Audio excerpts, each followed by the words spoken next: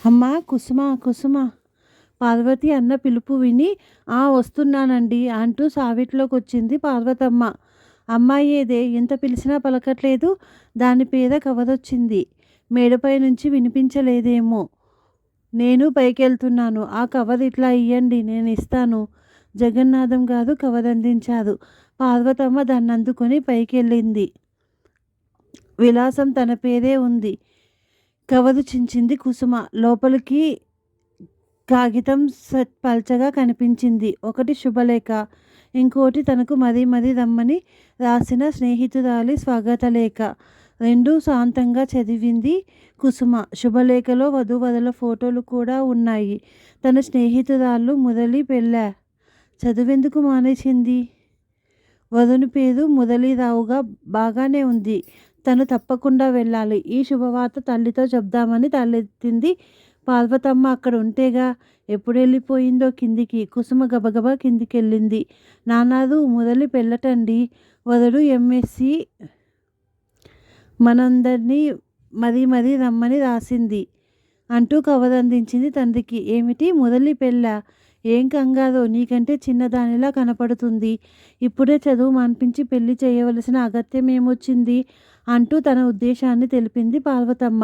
ఆ గొడవకేం గాని మన అందరినీ రమ్మని రాసిందిగా, మరి వెళదామా అని అడిగింది కుసుమ. అట్లాగేలే, ఏమంత భాగ్యం. బెజవాడ ఎంతసేపు, పెళ్ళికి రావాలి అంటూ కూతుర్ని సంతోషపెట్టి సాగారు జగన్నాథం గారు. అప్పుడే మురళి పెళ్ళై 10 రోజులైంది. చుట్టాలంతా ఎటు వచ్చిన వాళ్ళు అటు సర్దుకున్నారు.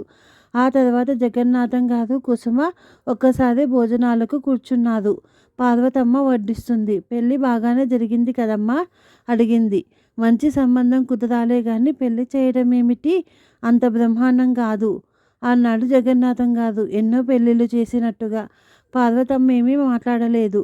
కుసుమ భోంచేసి లేచింది. అదేమిటమ్మా, మీ భోజనం తరగడం లేదు?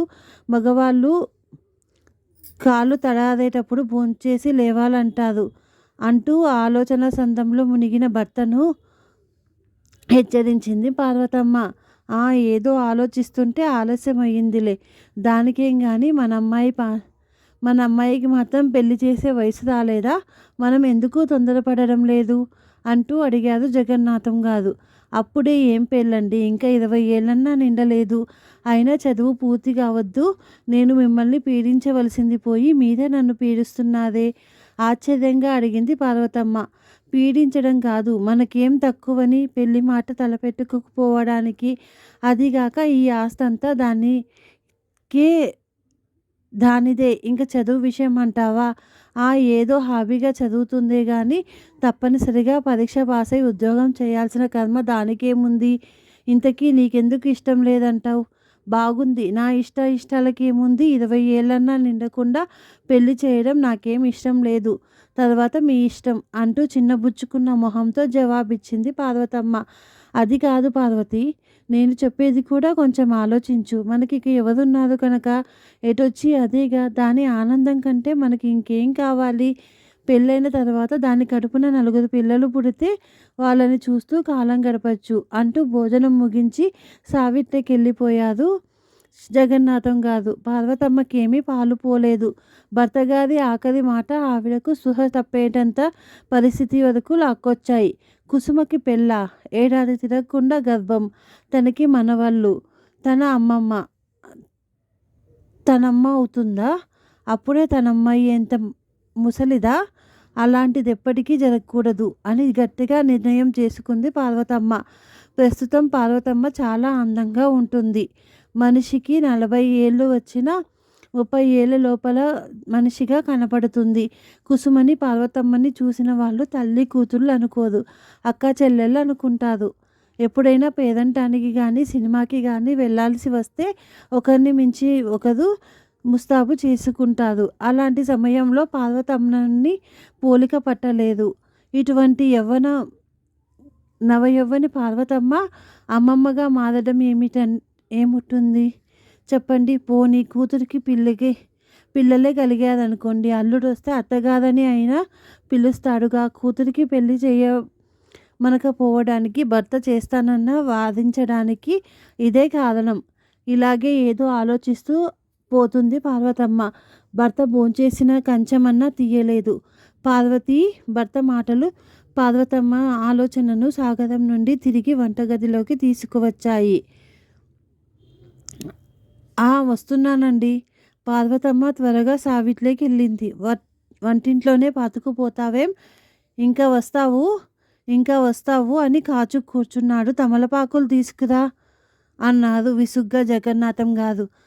పార్వతమ్మ ఏమీ మాట్లాడలేదు. గబగబా తమలపాకులు మడిచి అందిస్తూ, ఏమండి మీరేమీ అనుకోకపోతే ఒక మాట చెప్తాను. కుసుమకి ఇప్పుడప్పుడే పెళ్ళి వద్దండి. అనవసరంగా దాని చదువు చెడిపోతుంది.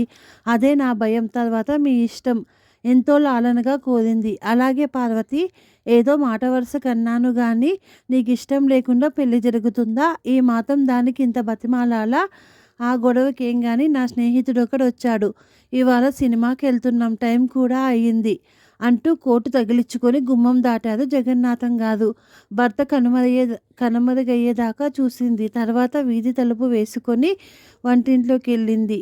తను అమ్మమ్మ కాబోవడం లేదు. ఆ సంతోషంలో పార్వతమ్మకి ఆకలి అనిపించలేదు. కింది తలుపులన్నీ వేసేసి తిన్నగా పైకెళ్ళింది. కుసుమ ఏదో బొమ్మలేస్తూ తలెత్తి చూసి మళ్ళీ తన పనిలో మునిగిపోయింది. పార్వతమ్మ కుసుమ పక్కగా కూర్చుంది కుర్చీలో. కుసుమ తలెత్తి చూసింది ప్రశ్నార్థకంగా. నిన్నొకటి అడుగుతాను, సిగ్గుపడకుండా చెప్పాలి. నీకు ఇప్పుడు పెళ్లి చేసుకోవాలనుందా? ఇది పార్వతమ్మ ప్రశ్న. నిజమే, తనకి ప్రస్తుతం పెళ్లి చేసుకోవాలనుందా? తనని తానే ప్రశ్నించుకుంది కానీ నిజంగా లేదమ్మా, నాకింకా చదువుకోవాలనుంది, చదివిస్తారా అని తిరుగు ప్రశ్నించింది కుసుమ. ఓ, నీ ఇష్టం వచ్చినంత వరకు చదువుకో, అమ్మమ్మ అవ్వడం పూర్తిగా తప్పిపోయింది కదా అన్న సంతోషంలో అభయం ఇచ్చేసింది పార్వతమ్మ. ఇద్దరికీ ఒక్కసారే చెప్పలేనంత ఆనందం కలిగింది. వారి ఆనందాలకు కారణాలు వేరువేరు. జగన్నాథం గారు ప్లీడరు. వారికి చాలా ఆస్తుంది. ప్రస్తుతం వారు నివసించే పట్టణానికి సమీప గ్రామంలోనే సుమారు 20 ఎకరాల వరి పండే భూమి, సుమారు 7 ఎకరాలలో రకరకాల పళ్ళ తోటలు, పట్నంలో నివసించడానికి చక్కని మేడ, గుర్రబండి, కావలసినన్ని హంగులు ఆర్భాటాలు ఉన్నాయి. కేసులు చాలా వస్తాయి, కానీ దేహానికి కావలసినంత విశ్రాంతి తీసుకున్న తర్వాతనే కష్టపడేవారు. అయినా వారి రాబడికి లోటు లేదు. దీనికి తోడుగా ఒక్కగానొక్క కూతురు అందగత్తె. తర్వాత 2-3 పుట్టినా బతకలేదు. కుమారులు లేదన్న కోరిక ఆ దంపతులను బాధిస్తోందని అనక్కర్లేదు. ప్రస్తుతం కుసుమకు 21వ సంవత్సరం జరుగుతుంది. BA పాస్ అయింది. ఇంకా పెళ్లి చేయలేదు.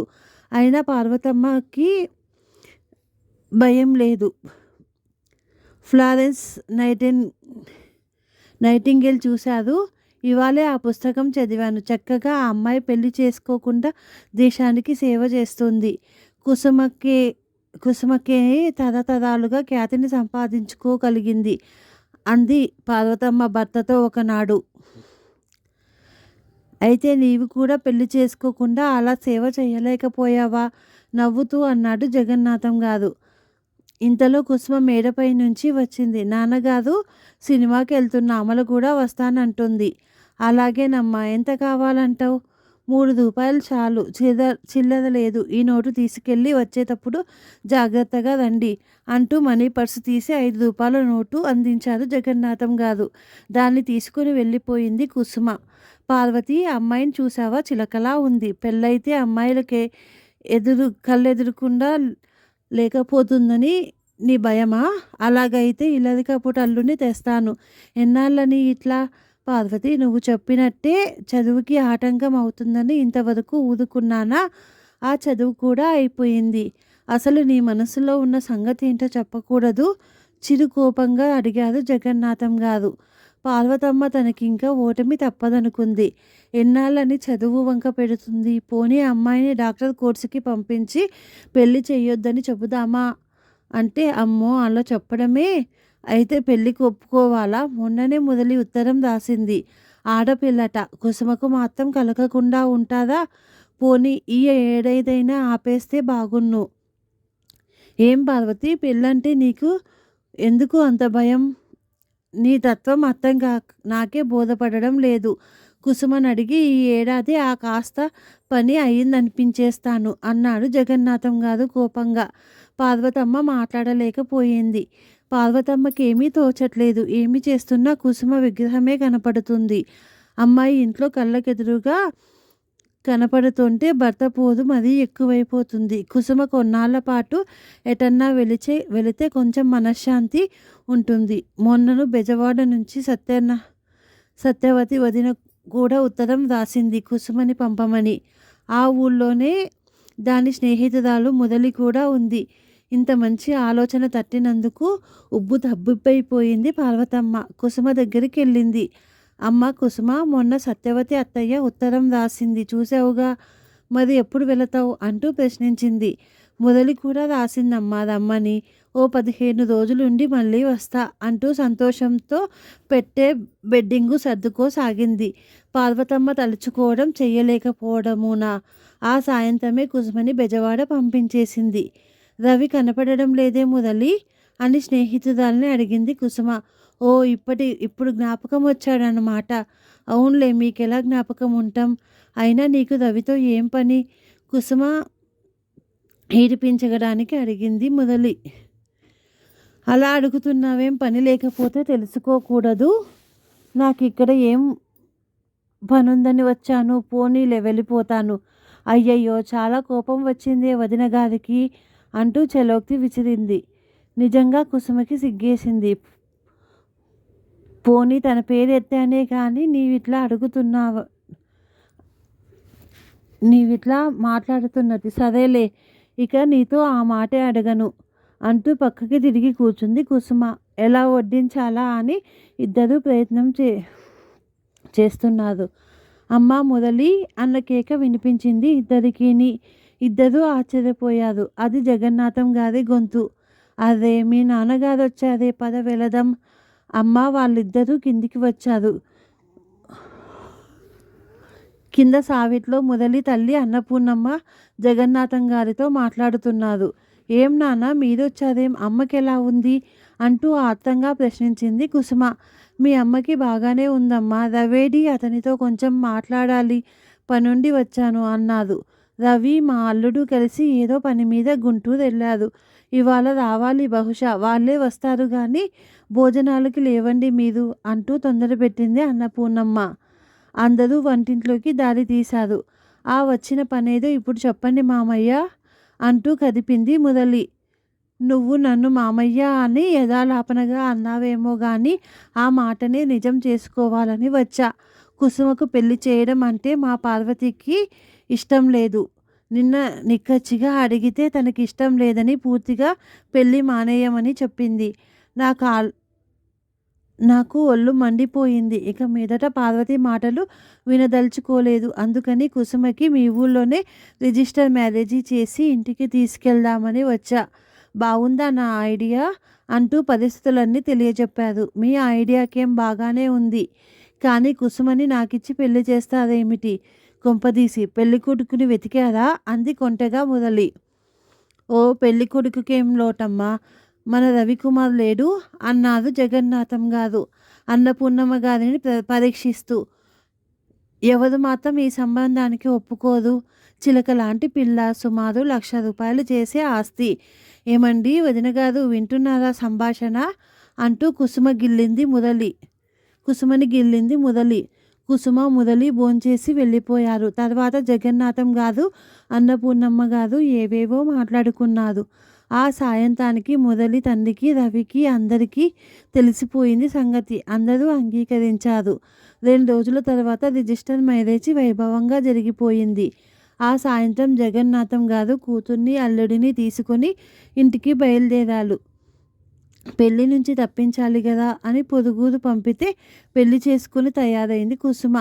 రవి డాక్టర్ పాస్ అయి ప్రాక్టీస్ చేస్తున్నాడు. ఏమిటి కుసుమ, నీ మెల్లో మంగళసూత్రం లాగుందే అంది పార్వతమ్మ ఆశ్చర్యంగా. అప్పుడే బండి దిగి వస్తున్న కూతురితో కుసుమ మాట్లాడలేదు. దాన్నేమి అనకు పార్వతి, నేనే ఈ పనంతా చేయించాను. అయిపోయిన దానికి విచారించి లాభం లేదు. నువ్వెట్లాగూ ఒప్పుకోవు కదా అని ఈ పెళ్లి చేయవలసి వచ్చింది. నీ మూలంగా ఎంత భాగ్యం ఉన్నా అమ్మాయికి చక్కగా పెళ్లి చేయలేకపోయాం అయినా చక్కగా అల్లుడు దొరికినందుకు సంతోషించాలి అంటూ జరిగిన సంగతిని నివేదించారు జగన్నాథం గారు. పార్వతమ్మ కళ్ళకు చీకట్లు గమ్మాయి. కాళ్ళ కింద భూమి కుంచుకుపోతున్నట్టయింది. నీకు తల్లి కూడా జ్ఞాపకం రాలేదా కుసుమా? అంది కన్నీళ్లు తుడుచుకుంటూ. అమ్మా, నన్ను క్షమించమ్మా అంటూ ఏడ్చింది కుసుమ. గుండె రాయి చేసుకుంది పార్వతమ్మ. అమ్మమ్మ, చూడవే, ఆ గోపిగాడు నా తొక్క ఎలా తింపాడో అంటూ చిరిగిన చొక్కాను పట్టుకుని రాము పార్వతమ్మ దగ్గరికి వచ్చాడు. అయ్యయ్యో, ఎందుకు చింపాడమ్మా ఇట్లా సిల్కు చొక్కాను అంటూ మనవన్నెత్తుకుంది పార్వతమ్మ. అది కాదే, బిస్కెట్ పెట్టమన్నాను, పెట్టనన్నాడు. అది తినేసి మళ్ళీ పెట్టమన్నాడు, లేదన్నాను. అందుకని చొక్కా పట్టుకుని లాగాడే, చినిగిపోయింది అంటూ తన బుల్లి బుల్లి కబుర్లతో జరిగిందంతా చెప్పాడు రాము. మరి ఉంచుకునే ఎందుకు లేదన్నావు? పెట్టలేకపోయావా? అబద్ధాలు కూడా వచ్చా? అంది మందలింపుగా పార్వతమ్మ. అయితే ఇప్పుడు వెళ్ళిరానా అంటూ పార్వతమ్మ కళ్ళల్లోకి చూశాడు రాము. సాయంత్రం వెళ్దుగానిలే, అమ్మ దగ్గరికి వెళ్ళి చొక్కా ఇంకోటి తొడిగించుకురా బాబు అంటూ రాముని దింపింది పార్వతమ్మ. రాము బుల్లి బుల్లి అడుగులు వేసుకుంటూ వెళ్ళిపోయాడు. పార్వతి తనలో తానే నవ్వుకుంది. అప్పటికి ఇప్పటికీ తనెంతగా మారిపోయింది. రాము సూర్యకిరణంలా ఉంటాడు. పచ్చని శరీర ఛాయ, నల్లని వంకీలు తిరిగిన బుల్లి జుట్టు.